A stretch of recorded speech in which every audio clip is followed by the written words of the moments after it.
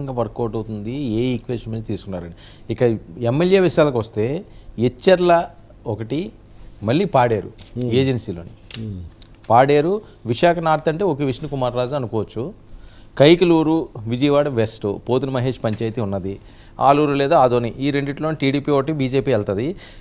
నాకు ఒకటి అర్థంగా అంది, చాలామంది మాట్లాడుతున్న అంశం బద్వేలు, జమ్మలమడుగు, ధర్మవరం, రాజంపేట ఇవి అసలు రాయలసీమలో బలంగా ఉందా అండి బీజేపీ?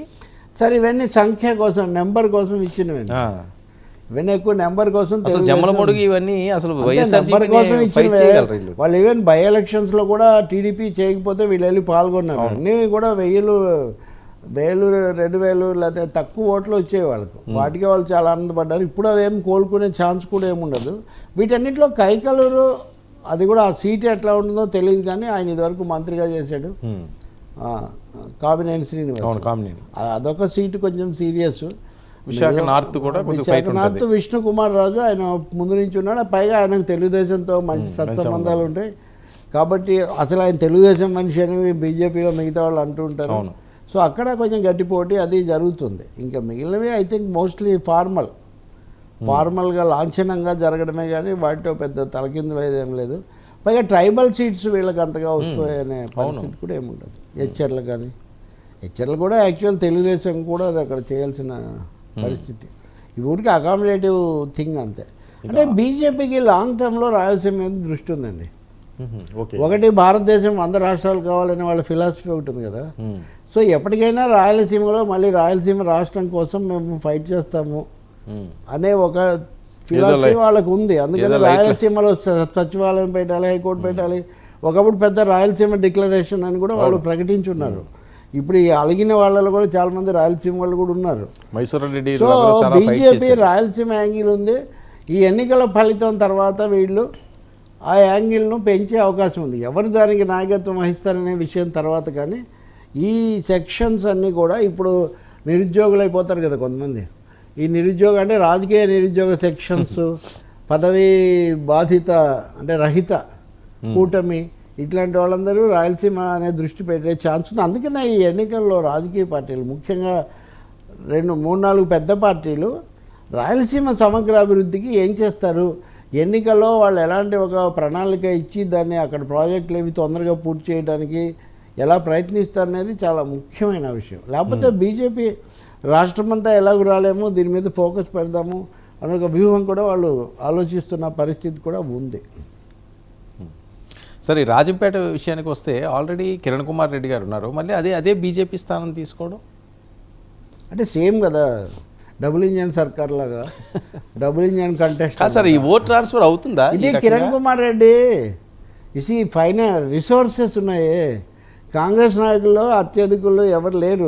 10 ఏళ్ళు చివరి 10 ఏళ్ళు వాళ్ళకి లేకపోవడం దీనివల్ల. అది కిరణ్ కుమార్ రెడ్డి కొంచెం అక్కడ బాగానే అన్ని వనరులు అన్నీ ఉన్నాయి ఆయనకు, కాబట్టి ఆయన చూసుకుంటాడనే ఉద్దేశం ఇక్కడ అయి ఉండాలి.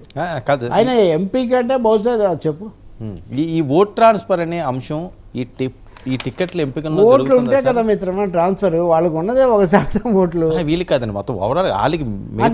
బీజేపీ యాంగిల్ చెప్తున్నా, జనసేనదేమో టు బి ప్రూవ్డ్.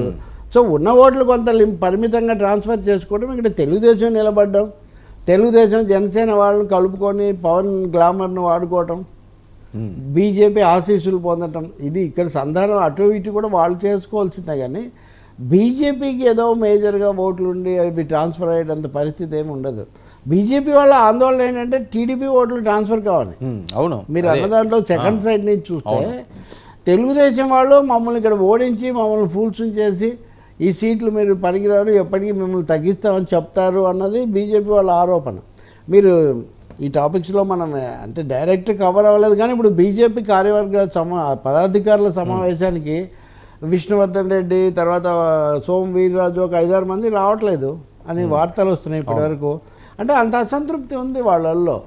ఎందుకంటే తెలుగుదేశంతో వెళ్ళడం వల్ల మనం దెబ్బతినబోతున్నాము. సరే మాకు సీట్లు టికెట్లు ఎట్లా రాలేదు, అందువల్ల ట్రాన్స్ఫర్ వీళ్ళు ఇలా మాట్లాడాక తెలుగుదేశం మీద ముందే ఆరోపణలు ఇంకా వాళ్ళు జరిగే ట్రాన్స్ఫర్ కూడా జరగదు ఇంకా. అవును, అదేమో అబ్జల్యూట్గా గీస్తే ఓటేసే కాలాలు పోయాయి కదా. ఇప్పుడు వాళ్ళు అక్కడ ఉన్న ఓటర్లు కన్విన్స్ అయితే లేదా వాళ్ళకు కూడా పర్లేదు అనుకుంటే వాళ్ళు వేస్తారు. కానీ పూర్వం రాయలసీమ పాలెగాళ్ళ యుగంలో లాగా అదేం జరగదు కదా. సరే, ఇంక ఇప్పుడు ఇంతవరకు అయిపోయి సీట్లు పంచుకున్న తర్వాత అభ్యర్థులు అనౌన్స్ చేస్తున్నప్పుడు ఇంకా అసమ్మతులు కానీ లేకపోతే ఆవేదనలు కానీ ఇవన్నీ చూపిస్తే నష్టం ఎవరికి? పార్టీలకే కదా. పార్టీలకే నష్టం. ఆ పార్టీలో పునాది తగ్గుతుంది, ఓట్లు వేసేవాళ్ళు కూడా కొంచెం సంకోచిస్తారు, కొంచెం సెకండ్ ప్రిఫరెన్స్ ఓట్లకు వాళ్ళు వెళ్ళిపోతారు. అదంతా నిజమే. కానీ ఆ పార్టీల పరిస్థితి అది, అంతకుమించి కమాండ్ చేయగలిగింది వాళ్ళకి లేదు. అంటే ఏంటి ఓవరాల్గా చూస్తే ఇదంతా వైసీపీకి ప్లస్ అవుతుందా ఇక్కడ ఉన్న ఈ పరిస్థితులు? అలాగని కూడా చెప్పలేము. అంటే ప్రతిపక్ష శిబిరంలో వచ్చే ప్రతి అనైక్యత, ప్రతి అలజడి, ప్రతి అసంతృప్తి అధికార పక్షానికి మేలవుతుంది అనేది అంతే కదా, అది కామన్ ఫ్యాక్టర్ కదా. అంటే ఈ రెండు విధాలుగా కూడా బదలాయించబడకపోతే ఓట్లు రాక దెబ్బతింటాం. పూర్తిగా ఎవరికి వాళ్ళు దండిగా ఓట్లు తెచ్చుకొని బదలాయించుకోకపోవడం జరిగితే, అంటే వాళ్ళది వాళ్ళకు మారకపోతే అప్పుడు ఇంకా నష్టం ఎక్కువ. మామూలుగా జరిగే నష్టం కంటే అంటే ఆయా పార్టీలు గట్టిగా ఉండి బదలాయించుకోకపోతే మరింత నష్టం జరుగుతుంది. ఈ నష్టం ఏదైనా వాళ్ళకైతే అది లాభమే కదా. యా సార్, వైసీపీ శిబిరం ఇప్పుడు ఉన్న పరిస్థితులు, వాళ్ళు వేస్తున్న వ్యూహాలని ఏ రకంగా చూడాలి మీరు అబ్జర్వ్ చేసిన దాంట్లో? వైసీపీ వాళ్ళు రెండు రకాలు. ఒకటి కొంత కాన్ఫిడెంట్గా, కొంచెం ఓవర్ కాన్ఫిడెంట్గా కూడా ఉన్నారు. ఉండడమే కాదు, మేము ఉన్నామని కూడా చెప్పదలుచుకున్నారు. అసలు ఇవన్నీ ఏం లెక్కే కాదు మాకు, ఇది ఏమి సీరియస్ ఇష్యూ కాదు, మా సంక్షేమ పథకాలు ఇవన్నీ. ఈరోజు హిందూలో ఒక పెద్ద స్టోరీ రాశారు. 5 ఫ్యాక్టర్స్